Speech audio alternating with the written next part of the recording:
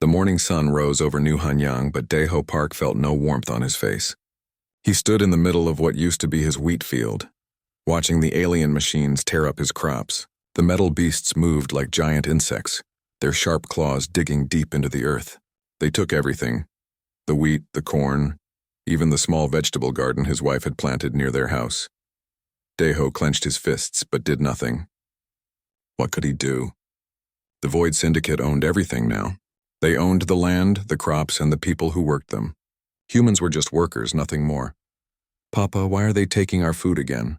The voice belonged to Sojin Choi, an 8-year-old girl with bright eyes and a dirty face. She lived with her mother, Young Mi, in the small house next to Daeho's farm. The little girl always asked too many questions. Her mother tried to stop her, but Sojin never listened. "Because they can," Daeho said simply. He didn't know how else to explain it to a child. Young Mi appeared behind her daughter. She was a thin woman with worried eyes. Before the aliens came, she had been a teacher at the local school. Now she worked in the processing plant, turning their crops into food paste for alien soldiers. "Sojin, come away from there," Young Mi said softly. "The machines might hurt you." But Sojin didn't move. She watched the alien harvesters with curious eyes. "Mama, why don't we have machines like that?" "Why do we have to use old tools?" Young Mi's face went pale. These were dangerous questions, the kind that could get them all in trouble.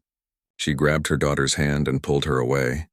"Because we're humans," she whispered, "and humans don't get to have nice things." Daeho watched them go. He had known Young Mi before the war, when Earth still existed. She had been different then, strong, confident, full of hope. The aliens had taken that away from her, just like they took everything else. The sound of heavy footsteps made him turn around. 3 alien soldiers walked toward him. They wore black armor that covered their entire bodies. Daeho couldn't see their faces, but he knew they weren't human. Their movements were too smooth, too perfect. These were the Enforcers, biomechanical creatures that served the Syndicate. "Human Worker Designation 4471, one of them said. Its voice sounded like metal scraping against stone. "Report to the garrison commander immediately." Daeho's heart started beating faster. Nobody got called to see the commander unless something was very wrong. He nodded and followed the enforcers toward the center of town. The garrison was a huge black building that the aliens had built when they first arrived. It looked like a giant spider made of metal and glass. Dark energy crackled around its edges, making the air smell like burnt copper. Inside, Commander Vex 9 waited for him. The alien was nothing like the enforcers. Where they looked like armored humans, Vex 9 was clearly something else. Its body was made of purple crystal that shifted and changed color as it moved. 6 arms sprouted from its torso, each one ending in sharp claws. Most frightening of all were its eyes, black holes that seemed to suck in all the light around them. "Human 4471, Vex 9 said. Its voice echoed inside Daeho's head, not through his ears. "Your sector has failed to meet this month's quota." Daeho felt his mouth go dry. "Commander, we gave you everything we had. The harvest was smaller this year because..." Silence. The word hit Daeho like a physical blow. He stumbled backward, pain shooting through his skull. Humans do not make excuses. Humans work. Humans produce. Humans obey. "Yes, Commander," Daeho gasped. "The quota will be doubled next month," Vex 9 continued. "Tell your fellow workers. Any sector that fails to meet the new requirements will face consequences." Daeho knew what consequences meant. Last year, Sector 7 had failed to meet their quota. The aliens had killed every 10th person, including children. They had made everyone else watch. "Commander, please," Daeho said. "We can't grow twice as much food. The soil is tired. We need time to..." This time the mental blow knocked him to his knees. Blood ran from his nose as Vex 9 leaned over him. "You will find a way," the alien said, "or you will die trying. Now go." Daeho stumbled out of the garrison, his head still pounding. Other humans quickly moved out of his way. They all knew what it meant when someone came out of the building looking like that. He made his way to the town square, where most of the human workers had gathered for their evening meal. The aliens gave them just enough food to keep working, thin soup and stale bread. It wasn't enough, but complaining would only make things worse. Wu Bin Li sat at a small table near the edge of the square. He was older than most of the other workers, with gray hair and scars on his hands. Before the war, he had been a ship captain. Now he smuggled small items between settlements: medicine, tools, Sometimes even real food. You look terrible, Wubin said as Daeho sat down next to him. They doubled the quota, Daeho whispered. Wubin's face went dark. That's impossible. Even if we worked every human on the planet to death, we couldn't grow that much. I know. They sat in silence for a moment, eating their watery soup. Around them, other humans talked quietly about their day. Children played simple games with sticks and stones. It all looked normal, but Daeho could see the fear in everyone's eyes. I heard something on my last run, Wubin said quietly. The aliens are getting nervous about something. Word is they lost contact with a whole fleet near the outer rim. Daeho looked up. What do you think happened? I don't know. But whatever it was, it's got them scared. They're pushing harder on all the human worlds, taking more food, more workers, more everything. Before Daeho could respond, a commotion started near the center of the square. Voices were raised and people were backing away from something. He stood up to get a better look. In the middle of the square, Commander Vex 9 had appeared with a group of enforcers. They had grabbed an old man named Hyunwoo Jung, who served as the unofficial leader of the human settlement. Hyunwoo was on his knees, blood running down his face. This human was found with contraband, Vex 9 announced, its mental voice reaching everyone in the square. In one crystal claw, it held up a small device that Daeho didn't recognize. Young Mai pushed through the crowd, So-jin close behind her.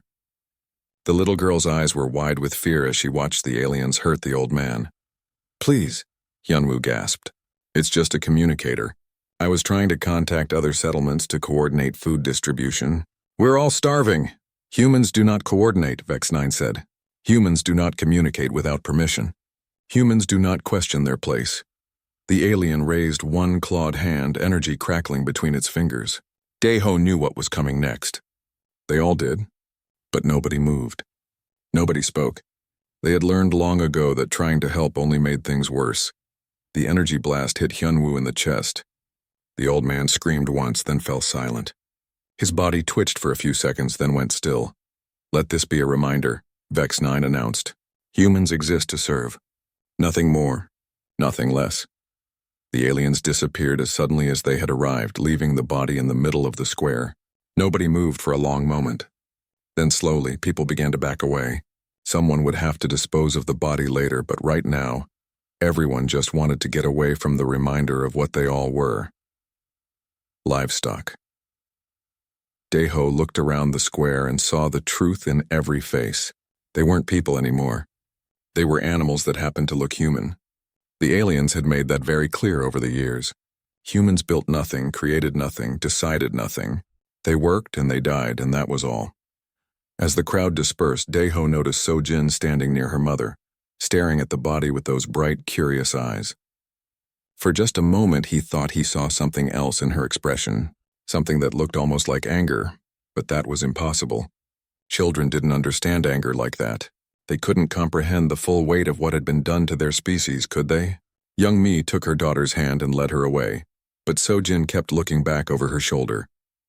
Her small face was thoughtful in a way that made Daeho uncomfortable. The next morning, the alien harvesters returned to take even more food, and the humans, as always, watched them do it without saying a word. 3 weeks after the doubled quota announcement, So-jin Choi started coughing. At first, Young Mi thought it was just dust from the processing plant where she worked. The air was always thick with particles from grinding grain into paste, but the cough got worse, and soon So-jin could barely eat the small portions of food they received. Byung-ho Kim heard about the sick child from Woo-bin Lee. Byung-ho was the closest thing the settlement had to a doctor. Before the war, he had been a combat medic in Earth's military. Now he worked in the alien waste disposal facility, but he still tried to help sick humans when he could. Bring her to the old storage shed behind the grain mill, Byung-ho told Young Mi when she came to find him.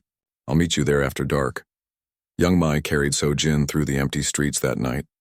The little girl felt light in her arms, too light. Her breathing was shallow and quick, like a small bird with a broken wing. The storage shed was dark and cold. Byung-ho was already waiting with a small bag of medical supplies he had saved over the years. Most of it was old human equipment that barely worked anymore. Let me see her, he said softly. Young Mi laid So-jin on an old blanket. In the dim light from Byung-ho's flashlight, she could see how pale her daughter had become. Dark circles ringed her eyes and her lips had a blue tint that made young Mi's heart race with fear. Byung-ho examined the child carefully. He checked her breathing, felt her pulse, and looked at her eyes and throat. His face grew more worried with each passing minute. "What is it?" Young Mi whispered. "I'm not sure," Byung-ho said. "But I've seen this before. There was an outbreak in Sector 12 last month. The alien said it was just a normal illness, but what?" Byung-ho looked at her with sad eyes. "But the symptoms don't match any disease I know. This spreads too fast and hits children the hardest. I think the aliens might have done this on purpose." Young Mi felt like the world was spinning around her. "You mean they made her sick? Why would they do that?" "Testing," Byung-ho said simply. "They're always testing new ways to control us. What better way than to see how we react when our children are dying?" So Jin opened her eyes and looked at her mother. "Mama, why do my bones hurt?" Young Mi took her daughter's small hand. It was burning hot with fever. "I don't know, sweetheart, but Byung-ho is going to help you feel better." The medic gave Sojin some medicine from his bag, but Young Mi could tell he didn't think it would help much. They stayed in the shed for an hour, but Sojin didn't get better. If anything, she seemed to be getting worse. "I need to get real medicine," Young Mi said. "From the alien medical center." "They won't give it to you," Byung-ho warned. "Humans aren't allowed to use alien medicine." "Then I'll beg. I'll offer to work extra shifts. I'll do anything." Byung-ho shook his head. "Young Mi, listen to me. I've tried before with other sick children. The aliens don't care. To them, we're just animals. When an animal gets sick, they either let it die or put it out of its misery." But Young Mi wasn't listening anymore. She picked up Sojin and carried her out of the shed. Her daughter needed help, and she would find a way to get it. The next morning, Young Mi went to the alien administrative building. It was smaller than the garrison, but just as frightening. Smooth black walls rose up toward the sky, covered in symbols that hurt to look at directly. Inside, she found the Human Resources Department. That was what the aliens called the office that dealt with worker problems. A single alien sat behind a metal desk that seemed to grow out of the floor. This one looked more like the enforcers, humanoid but clearly not human. Its skin was gray and smooth like rubber. "Worker designation?" the alien asked without looking up. "Young Mi Choi, designation 3847, she said. "I need to request medical aid for my child." "Medical aid is provided based on worker productivity ratings," the alien said in a flat voice. "Submit your productivity report for the last 6 months." Young Mi had brought the reports with her. They showed that she had met or exceeded her quotas every month. She placed them on the desk with shaking hands. The alien glanced at the papers for about 2 seconds. "Request denied. But I'm a good worker," Young Mi said desperately. "I always do what I'm told. I never cause trouble. Please, my daughter is dying." "Human offspring are not essential to production," the alien replied. "Resources cannot be wasted on non-productive units." Young Mi felt anger rise in her chest like hot metal. "She's not a unit. She's a child. She's 8 years old." The alien finally looked up at her. Its eyes were solid black like pieces of space. "Human, you are displaying emotional instability. This conversation is over. Return to your work assignment." "Please," Young Mi begged. "I'll work double shifts. I'll give up my food rations. Just help her." "Security," the alien said. 2 enforcers appeared from nowhere and grabbed Young Mi's arms. They dragged her out of the building and threw her onto the street. Other humans quickly looked away. Getting involved would only bring trouble on themselves. Young Mi picked herself up and ran back to the shed where Byung-ho was still caring for Sojin. Her daughter was worse, much worse. The fever had climbed higher and now she was having trouble breathing. "The aliens won't help," Young Mi said, tears running down her face. "I know," Byung-ho said quietly. "I'm sorry." That night, other children in the settlement started showing the same symptoms. First it was Nam-ho, a 6-year-old boy who lived near the water treatment plant. Then it was Yoon-seo, a 4-year-old girl whose parents worked in the mines. By the end of the week, 12 children were sick. The alien medical officers came to observe the outbreak. They didn't try to help. Instead, they took notes on their strange devices and collected samples from the sick children. They watched the humans panic and cry with the same interest that a scientist might show when studying insects. "Fascinating," one of them said to another. "The emotional response is even stronger than predicted." Young Mi heard this and felt something break inside her chest. They had done this on purpose. They had made their children sick just to see how humans would react. Hyunwoo Jang's brother, In-soo, decided to take action. He was younger than Hyunwoo had been, but just as brave. He gathered a group of 12 humans and made a plan to steal medicine from the alien medical facility. "We can't just watch our children die," he told them. "Even if we die trying, at least we'll die fighting." They planned the raid for 3 days. In-soo had worked at the medical facility as a janitor, so he knew the layout. The plan was simple. Get in, take whatever medicine they could find, and get out before the aliens noticed. It should have worked. The humans were careful, quiet, and desperate enough to take any risk. But the aliens had been watching them. The moment In-soo's team entered the medical facility, alarms started screaming. Security enforcers appeared from every direction. The humans fought back with tools and determination, but it wasn't enough. Within minutes, half of them were dead. The survivors, including In-soo, were captured alive. The next day, Commander Vex-9 gathered all the humans in the town square. In-soo and the other captured raiders were brought out in chains. They had been beaten badly, but they were still alive.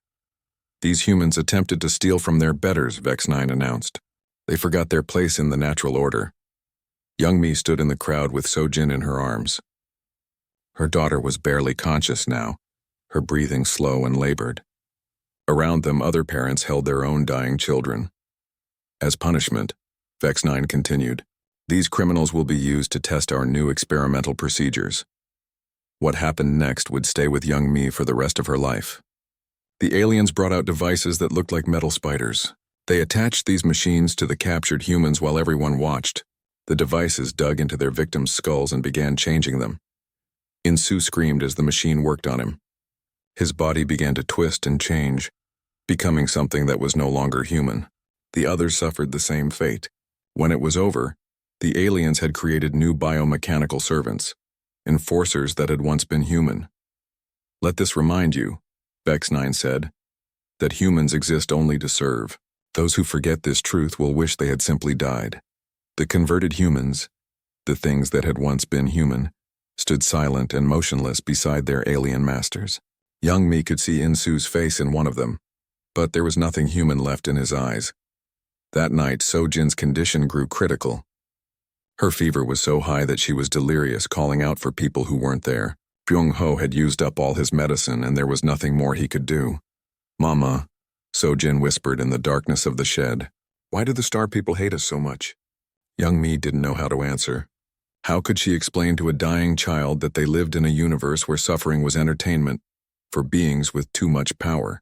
"I don't know, baby," she said. "I don't know." Sojin was quiet for a long moment. Then she said something that chilled Young-mi to the bone. "When I grow up, I'm going to make them pay." But Sojin would never grow up. 3 hours later, as the false dawn lit the sky, she died in her mother's arms. Her last words were a question. "Mama, are we really just animals?" Young-mi held her daughter's body and felt something break inside her soul. It wasn't just grief, though, that was there too. It was something deeper, older, and infinitely more dangerous. Ji-hoon Seo was fixing a broken air recycling unit on Station Omega 7 when the first vision hit him. One moment he was working with his tools, the next he was seeing star maps he had never learned floating in his mind. The images were so clear and detailed that he dropped his wrench. The station orbited above New Hanyang, processing raw materials that came up from the planet below. Ji-hoon had worked there for 3 years, doing simple maintenance tasks that the aliens considered beneath their attention. He was just another human worker, invisible and unimportant. But now, as he stared at the vision in his head, he saw things differently. The star maps showed him routes through space that he somehow knew were safe from alien patrols. More frightening, he understood what the maps meant and how to use them.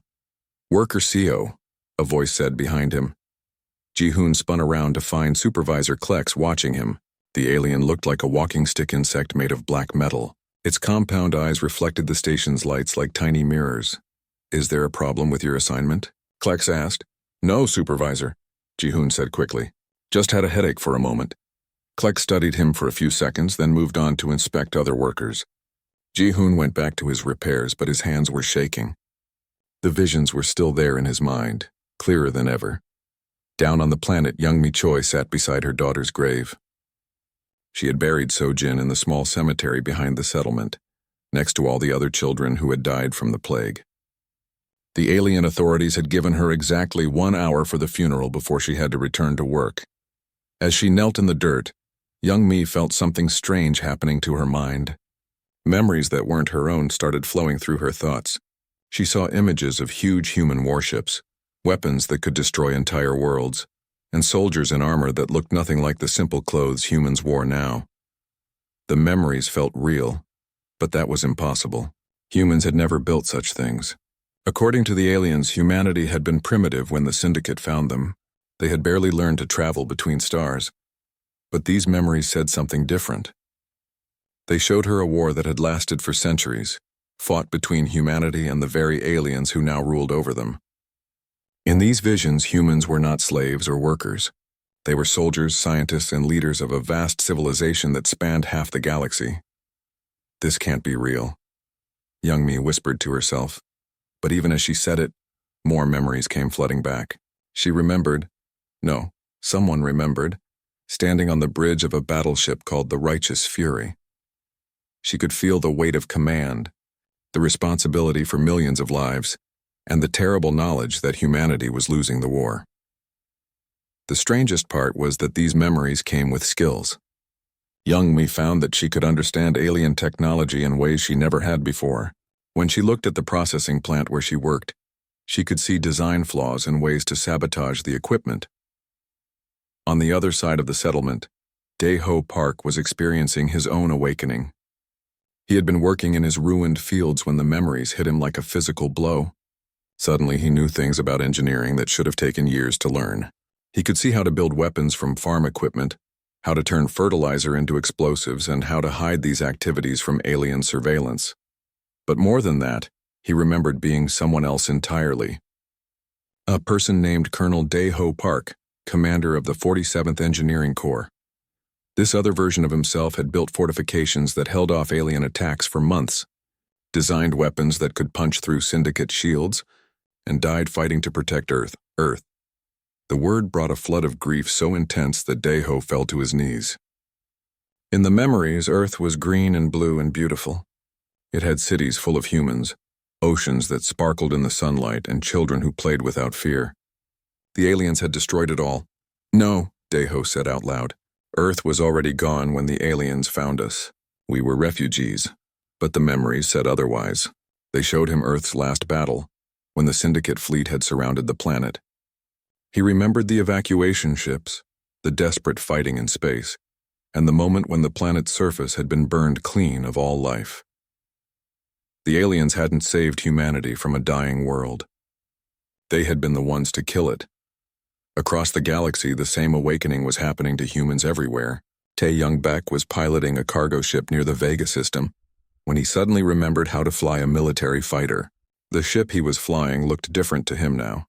He could see hidden weapon systems built into its hull. Sun Hee-yoon was working in the settlement library when knowledge of advanced tactics flooded her mind. She had always been quiet and thoughtful, but now she found herself planning military operations with the skill of a trained general. Min-ho Ryu was cataloging historical records when he realized that everything in the alien databases was a lie. The true history of the galaxy was quite different from what the Syndicate taught. Humans hadn't been primitive when they met the aliens. They had been the dominant power in this part of space. The awakening brought pain along with knowledge. Every human who experienced it felt the weight of tremendous loss.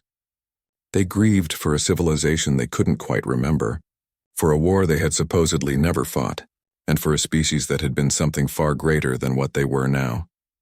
Young Mi returned to her work at the processing plant, but now she saw it differently. The machinery that ground human grain into alien food paste was designed to be inefficient. It wasted more than half the grain that went through it. The aliens weren't just taking human food. They were deliberately destroying it to keep the humans weak. She began making small changes to the machinery. Nothing obvious, just tiny adjustments that the alien supervisors wouldn't notice. But the changes made the plant work better, producing more food paste from the same amount of grain.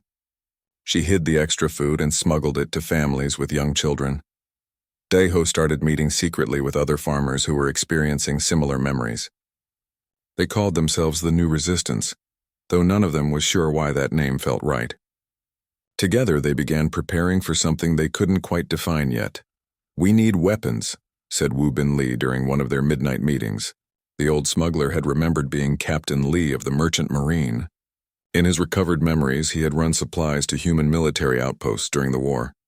"I can make them," Deho said. "I remember how now. Simple stuff at first. Explosives, communication devices, basic tools. But we'll need raw materials." "I can get those," said Byung-ho Kim. The former medic now remembered being Dr. Kim, a battlefield surgeon who had also worked in weapons development. "There are chemical supplies at the waste treatment plant. The aliens don't guard them well." As the days passed, more humans joined their group. Each one brought recovered memories and skills that should have been impossible. They were farmers and janitors and factory workers, but they remembered being soldiers and scientists and engineers. The aliens began to notice small changes in human behavior. Workers were more efficient than before, but they were also asking more questions. Equipment that should have stayed broken was mysteriously repairing itself. Security systems that had never failed were suddenly developing glitches. Commander Vex 9 called a meeting of the regional supervisors. They gathered in the garrison's main conference room, a dark space filled with floating displays and pulsing lights.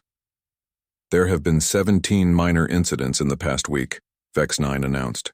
"Humans are displaying knowledge they should not possess. Perhaps some of their educational materials survived the memory wipe," suggested Supervisor Klex from the orbital station. "Impossible," said another alien, this one resembling a giant centipede made of living crystal. "The neural restructuring was complete. These humans have no access to their previous capabilities." "Then explain how Worker 2156 repaired a fusion generator without training," Vex 9 demanded. "Or how Worker 4471 improved crop yields by 30%, using techniques that don't exist in our databases." The supervisors had no answer. According to their science, what was happening was impossible. The humans had been neurally altered decades ago, their memories suppressed and their capabilities reduced to basic functions. There was no way they could be recovering knowledge that had been completely erased. But on New Hanyang and thousands of other worlds, humans continued to remember. They recalled a time when they had been free, when they had built wonders that spanned star systems, and when they had fought a war against gods. Most importantly, they began to remember how that war had ended, not with humanity's defeat, but with a strategic withdrawal. The humans had hidden weapons caches throughout the galaxy, sleeper agents in every population, and contingency plans that would activate if certain conditions were met. The death of children had been one of those conditions. Young Mi stood in her small house, looking at the hidden panel she had just discovered behind her kitchen wall.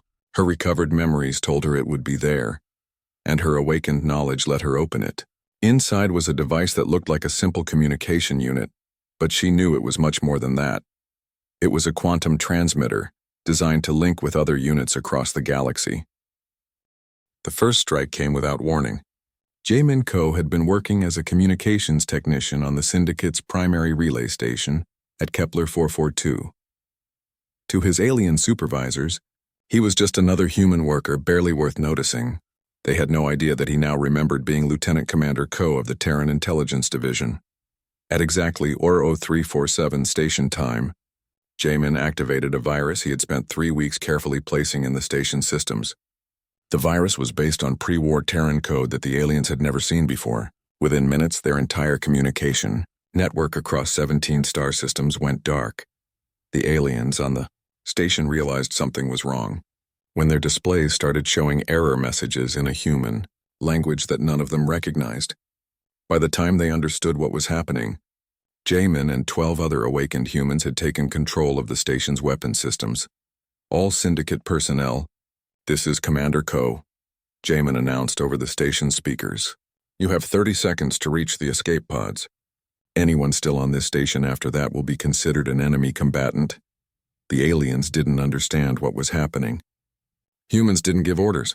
Humans didn't take control of military installations. Humans certainly didn't threaten their betters with violence. They learned differently when the 30 seconds ended.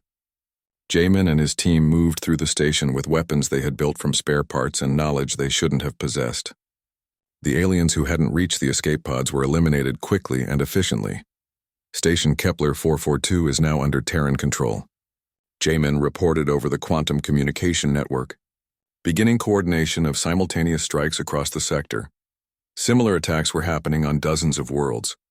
Boram Lee had awakened on a mining station near Proxima Centauri. Her alien masters thought she was a simple ore processor. They didn't know she remembered being Captain Lee of the Terran Engineering Corps until she turned their own mining equipment into weapons. Xunhuan Park was working on a food transport ship when his memories returned. The ship was carrying grain from human worlds to feed alien military forces. Park activated the ship's hidden self-destruct system and aimed it at the nearest Syndicate military base. His final transmission was broadcast across the galaxy, for Sojin, for all the children. The explosion destroyed the base and 50,000 alien soldiers. More importantly, it sent a message that traveled faster than light through the quantum network. Humanity was no longer passive. On New Hanyang, young Mai received reports of the attacks through her quantum transmitter. Each successful strike was marked on a star map that appeared in her mind, knowledge that came from memories of a war she was starting to remember more clearly. Chang Ho, "What's the status on the biological weapons project?" she asked into the transmitter. "Almost ready, Colonel," came the reply from Dr. Chang Ho-yoon. He was working on a remote research station that the aliens used for medical experiments on humans. "I've identified the genetic markers that make Syndicate species vulnerable to our old bioweapons. The irony is beautiful. They've been using our own people as test subjects for so long that I have perfect samples of their DNA. Timeline for deployment? 72 hours. The beauty of this design is that it's completely harmless to humans and any species that didn't participate in Earth's destruction, but for the Syndicate races and their willing allies. Well, let's just say it will be very unpleasant." Young Mi felt a cold satisfaction at the news. The aliens had used disease as a weapon against human children. It seemed fitting that they would die the same way. Ma Young, Kim was leading psychological warfare operations from a captured communications hub on Titan. Her team was broadcasting messages across the galaxy that were specifically designed to trigger mental breakdowns in alien command personnel. "The fear is spreading faster than we anticipated," Mi Young reported. "Syndicate commanders are starting to panic. 3 sector fleets have gone completely dark, probably because their crews are too terrified to respond to orders." "What are they so afraid of?" asked Sang-Woo Lee from his position on a captured supply depot. "Us," Young-Mi said simply. "They're afraid of us. For the first time in decades, the Syndicate is facing an enemy they can't control or predict. They've spent so long thinking of humans as animals that they forgot what we were capable of. The truth was that the aliens had good reason to be afraid. The awakened humans weren't fighting like the desperate rebels the Syndicate was used to crushing. They were fighting like a coordinated military force that had been planning this war for decades, because they had been. The Lazarus Protocol had been humanity's final contingency plan during the original war.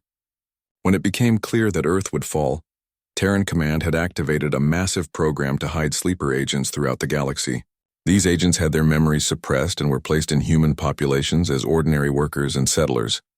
The plan was simple. If humanity was ever reduced to slavery, if their children were ever systematically murdered, the sleeper agents would awaken and resume the war. The aliens had never found the sleeper network because they hadn't known to look for it. To them, humans were primitives who had been lucky to achieve basic spaceflight. The idea that these same humans had once commanded fleets that could challenge the Syndicate seemed impossible, but Ho Seok-jung was proving them wrong. He had awakened on a civilian transport ship near the Galactic core and immediately began broadcasting activation codes to hidden weapon caches throughout the sector. Ancient Terran automated defense systems came online for the first time in 30 years. Their targeting computers updated with current Syndicate fleet positions. "This is Admiral Young to all Terran forces," he announced over the quantum network. "I'm transmitting coordinates for the primary target. The Syndicate command structure is located at Sagittarius Station, orbiting the central black hole. Intelligence suggests this is where they keep their high command and strategic planning computers." Young Mai studied the tactical data that appeared in her mind. Sagittarius Station was supposed to be impregnable, a massive fortress protected by gravitational shields and defended by the Syndicate's most powerful fleets. "Admiral, the target is heavily defended," she said. A direct assault would be suicide. Not for what we're planning, Colonel. We're not going to attack the station. We're going to make the entire syndicate leadership disappear. Every single alien commander, every collaborator, every being who participated in the genocide of Earth. The plan that unfolded over the next few hours was unlike anything the galaxy had ever seen. The awakened humans weren't just striking military targets. They were conducting a systematic elimination of everyone who had held power during humanity's enslavement. Yuri An had infiltrated the alien government complex on Vega Prime. Her cover as a janitor had given her access to every level of the building. When the signal came, she released modified nanobots that targeted specific alien DNA patterns. Within an hour, every syndicate official in the building was dead. Kyungmin Choi was working as a server in the exclusive restaurant where alien fleet commanders met to plan operations. The poison she had been adding to their food for weeks finally activated, triggered by a quantum signal from the Terran network. The commanders died thinking they were having heart attacks. In-ho Lee had the most personal mission of all. He had awakened on the same station where Commander Vex 9 was based. For weeks he had been planning the alien's death, remembering every detail of how Vex 9 had murdered So-jin and countless other children. When the moment came, In-ho didn't use weapons or poison. He used his bare hands. Vex 9 was in its private chambers when In-ho broke in, and the alien finally understood what it meant to face human rage. "You killed children," In-ho said as he began tearing apart the crystal alien's body. "You killed them to see how we would react. Well, now you know." Vex 9 tried to call for help, but the communication systems were down. It tried to fight back, but In-ho remembered being a combat specialist. The alien that had seemed so powerful and untouchable died screaming, just like the human children it had murdered. "Commander Vex 9 is dead," In-ho reported over the quantum network. "New Hanyang garrison is under Terran control." Similar reports came in from across the galaxy. Alien commanders were dying faster than they could be replaced. Syndicate fleet coordination was breaking down as their communication networks fell under human control. Most frightening of all, the aliens were beginning to realize that their human slaves had been planning this for decades. Yeonwoo Park was leading the assault on Proxima Command, the Syndicate's regional headquarters. Her team had spent weeks infiltrating the base using forged work permits and hidden weapons. When they struck, they moved with precision that should have been impossible for untrained civilians. "All alien personnel have been eliminated," Yeonwoo reported. "We're downloading their strategic databases now. Admiral, you need to see this." The data that came through the quantum network shocked even the awakened humans. The Syndicate had detailed records of every atrocity they had committed against humanity. They had documentation of the Earth's destruction, lists of human children used in experiments, and worst of all, video recordings. The final assault on Sagittarius Station began at dawn on a dozen different worlds. Yuri An had spent 3 months infiltrating the station's maintenance crew, using forged documents and a perfect imitation of alien work patterns. To the Syndicate guards, she was just another human worker, invisible and harmless. They realized their mistake when she activated the quantum charges she had been placing throughout the station's defensive systems. The explosions didn't destroy the station. That would have been too quick. Instead, they disabled the gravitational shields that protected it from the black hole's radiation.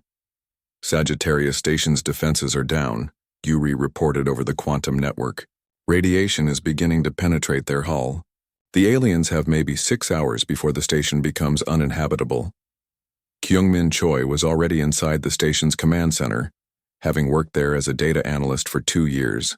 When the shields failed, she watched the alien commanders panic as they realized their ultimate fortress was suddenly a death trap. "Supreme Commander Zix Prime is trying to evacuate to the emergency command ship," Kyungmin reported. "Should I stop him?" "Negative," came the reply from Admiral Jung. "Let him reach the ship. We want him to think he's escaped." The Supreme Commander of the Void Syndicate was an ancient being that looked like a walking mountain of black crystal. It had ruled the galaxy for over 3,000 years, commanding fleets that could destroy entire star systems. As it fled toward the emergency ship, it was already planning how to rebuild its forces and crush the human rebellion. It never made it to the ship In-ho. Lee was waiting in the corridor with a weapon that had been hidden in the station's walls for 30 years. The Supreme Commander's personal shields meant nothing against Terran plasma technology that had been specifically designed to kill beings like it. Supreme Commander Zix Prime is dead, Inho announced. I repeat, the head of the syndicate has been eliminated. The news spread through the galaxy faster than light, carried by the quantum communication network that now belonged to humanity. On every world where humans had been enslaved, the message was the same. Their masters were dead, but the humans weren't finished. Young Mai had coordinated with cells across the galaxy to ensure that every syndicate leader died at exactly the same moment. As reports came in, the scope of the operation became clear. Sector Command Alpha 7 is destroyed, reported Yan Wu. Park from the Centauri system. Regional. Fleet Command Beta eliminated, added Haewon Kim from near Vega. All civilian leadership on Syndicate. Prime has been neutralized, said One Young Bei from the alien home system, one by one. Every center of Syndicate power was reporting the same thing. Complete elimination of alien command structure. The beings who had ruled the galaxy for millennia were dying faster than they could call for help. The few Syndicate forces that remained were paralyzed without leadership. Some tried to surrender, begging the humans for mercy. Others attempted to flee to distant parts of the galaxy, where they thought they might be safe. None of them understood what they were dealing with. Su Jin had taken command of a captured Syndicate fleet and was hunting down the refugees. Her ships moved through space with efficiency that terrified the aliens who detected them. When she found alien survivors, she didn't just kill them. She made sure their deaths were recorded and broadcast across the galaxy. This is for the children of Earth, she said, as she watched a Syndicate battleship burn. This is for every human child you murdered for your experiments. The systematic elimination wasn't limited to the Syndicate itself. Na Young Shin was leading operations against client species that had collaborated with the aliens. Entire civilizations that had helped enslave humanity were being erased from existence. The hegemony homeworld is secure, Na Young reported. Population reduction is complete. Beginning sterilization protocols to ensure no survivors. Confirmed, replied Shiwu Kang from another system. The convergent species has been eliminated. Their worlds are now available for human colonization. Youngmi coordinated the operations from her position on New Hanyang, which had become the unofficial capital of the new human empire. The small farming settlement where Sojin had died was now the center of military operations that spanned the galaxy. She had established her command post in the ruins of the alien garrison, where Commander Vex 9 had once ruled. The building had been converted into a memorial for human children, with Sojin's name carved above the main entrance. Status report on remaining hostile forces. Young Mai requested. 97% of Syndicate leadership has been eliminated, reported Admiral Jung. Remaining forces are scattered and without coordination. Estimate complete victory within 72 hours. And the client species? 43 alien civilizations have been completely destroyed. 17 more are in the final stages of elimination. Only 12 species have been deemed worthy of survival. Those 12 species were the ones that had either helped humans or had refused to participate in their enslavement. They would be allowed to live, but under human rule. The age of alien dominance was over. Junho Lim was one of the younger humans who had awakened during the war. He had been born after Earth's destruction and had never known freedom until the Lazarus Protocol activated. Now he stood on the bridge of a captured Syndicate dreadnought, watching as the last alien stronghold fell to human forces. Admiral, this is Captain Lim, he reported. Fortress Omega has surrendered. The war is over. Youngmi felt a strange emptiness at those words. For months, her entire existence had been focused on revenge for Sojin's death. Now that the revenge was complete, she wasn't sure what came next. All units, this is Colonel Choi, she announced over the quantum network. Hostilities are officially ended. The Void Syndicate has been completely destroyed. The galaxy now belongs to humanity. Celebrations erupted on human worlds across the galaxy, but Young Mi felt no joy. She walked out of the command center and made her way to Sojin's grave. The simple marker looked the same as it always had, but the world around it had changed completely. We did it, baby, she whispered to the grave. We made them pay for what they did to you. But victory felt hollow. Sojin was still dead along with millions of other human children. No amount of alien blood could bring them back. Yijin Song found Young Mi at the grave a few hours later. She was one of the humans who had awakened early in the war and had become Young Mi's closest advisor during the campaign. The council wants to know what to do with the surviving alien populations, Yejin said quietly. Some of the regional commanders are asking for permission to finish the job completely. Young Mi looked up at the stars, where human fleets now patrolled space that had once belonged to their enemies.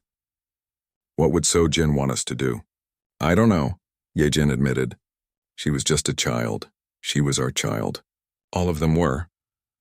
Young Mi stood up and brushed dirt from her knees. The aliens thought we were animals. They thought killing our young would make us easier to control. They learned differently. Over the following weeks, the new human government took shape. It wasn't the democracy or federation that humanity had once been. The war had changed them too much for that. Instead, they created the Terran Imperium, a military state designed to ensure that aliens would never again threaten human children. The Imperium's first law was simple. Any alien species that showed aggression toward humans would face immediate extinction. The second law was equally clear. Human interests would always come first, no matter what the cost to other species. Monuments were built on every world where human children had died during the Syndicate's rule. The largest was on New Hanyang, where Sojin's grave became the center of a vast memorial complex. Humans from across the galaxy made pilgrimages there to remember why they had fought. But even as they built their new empire, the humans never forgot that the galaxy was vast. Beyond the borders of known space were other alien civilizations that had never heard of humanity or the Terran Imperium.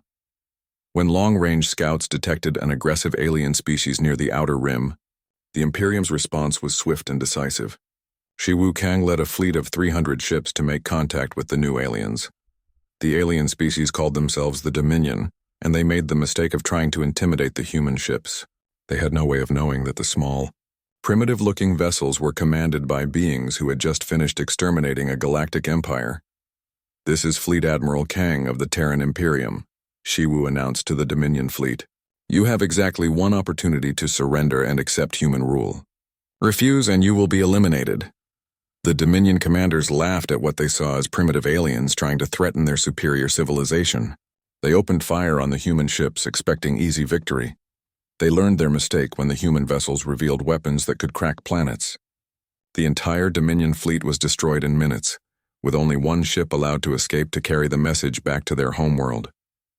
"Tell your people what happened here," Shiwu said to the surviving aliens. "Tell them that humanity has awakened, and we will never again allow any species to threaten our children." Young Mi received the report from the Outer Rim while standing in Sojin's memorial garden. "Ambu,"